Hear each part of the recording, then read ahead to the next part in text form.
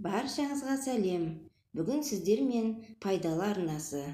Бүгінгі видеода пияз қабығының қайнатпасы қандай ауруға ем туралы айтатын боламын. Пияздың қабығы бірталай дертке дауа. Пияздың емдік қасиетін көпшілігіміз білеміз. Суықтап ауырғанда көбірек пияз жейміз. Мұрнынан су аққанда пияздың сөлін тамызамыз. Тіпті жүрек пен бүйрек ауруына да пияздың шипасы бар екені белгілі. Ал пияздың қабығы туралы не білесіз? Оның емдік қасиеті орасан зор екенін естігенсіз бе? Сізге таңсық тақырып болса, видеоны соңына дейін көріңіздер. Пияздың қабығы Е, В, С дәрумендеріне және калий, магний, темір, мырыш және күкірт элементтеріне бай. Сонымен қатар құрамындағы каротин сынды заттардың арқасында вирусқа, инфекцияға қарсы күресетін күшке ие. Пияздың қабығы терінің саулығын жақсартады әрі жасартады. Жүрек қан тамыр ауруларының алдын алады. Еркектік қуатты арттырады. Иммунитетті нығайтады. Рак ауруымен күреседі. Ағзаны шлактан тазалайды. Аяқ ауруларын емдейді. Шаршауды басып, қуаттандырады. Ағзаны құрттан арылтады. Ішек жолдарын реттейді. Асқазанның жұмысын жеңілдетеді. Мидың қан тамырларын тазалайды. Қан қысымының қалпына келтіреді. Қақырықты түсіреді. Несеп жолдарының жұмысын реттейді. Терідегі безеу мен экземаның жазылуына септігін тигізеді. Пияздың қабығы қалай емдейді? Жүрек қан тамыр жүйесін қуаттандырады. Қанның ұюын болдырмайды. Жараның тез жазылуына септігін тигізеді. Жүрек қағысын реттейді. Асқазан қорыту жолдарының жұмысын қалпына келтіреді. Ағзадағы шырышты шығарады. Артық сұйықтықтан арылтады. Әрі бүйрек ауруының алдын алады. Қан айналымды реттейді. Варикоз, геморрой, белсіздік ауруларынан айықтырады.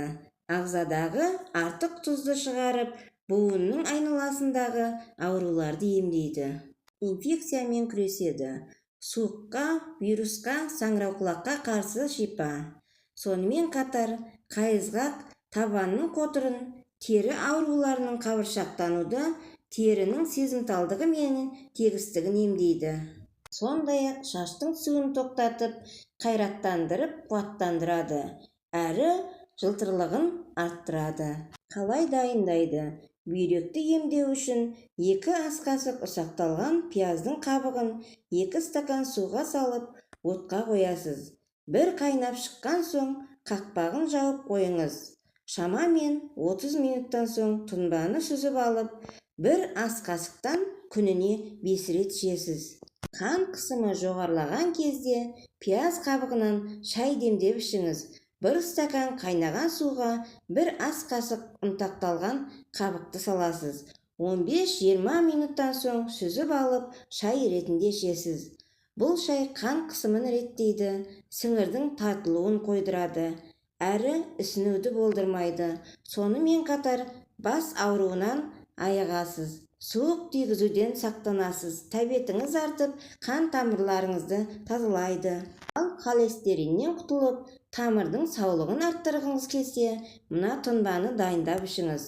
Ол үшін 1 ас қасық ұнтақталған қабықты 1 стакан араққа саласыз.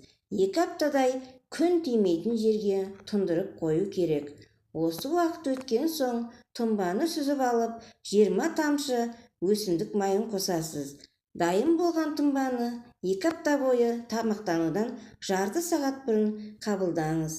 Жүрек ауруын емдеу үшін 2 ас қасық пияздың қабығын, 1 немесе 2 ас қасық бақ тамырын және 1-2 ас қасық мыңжапырақ шөбін араластырыңыз. Оны 1,5 литр қайнаған суға салып тұндырасыз. Шамамен 15-20 минуттан соң сүзіп алып, 150 мг-нан ішесіз. Емді тамақтанудан 1 сағат бұрын қабылдайсыз. Емделу мерзімі 10 күн. Құрметті көрермендер, халық емін қолданбас бұрын дәрігермен кеңесіп алғаныңыз жөн болады. Денсаулықтарыңыз мықты болсын, ешқашан ауырмаңыздар. Осы видео сіздерге пайдалы болған болса, каналға жазылып лайк басуды ұмытпаңыздар. Сіздермен болған пайдалы арнасы.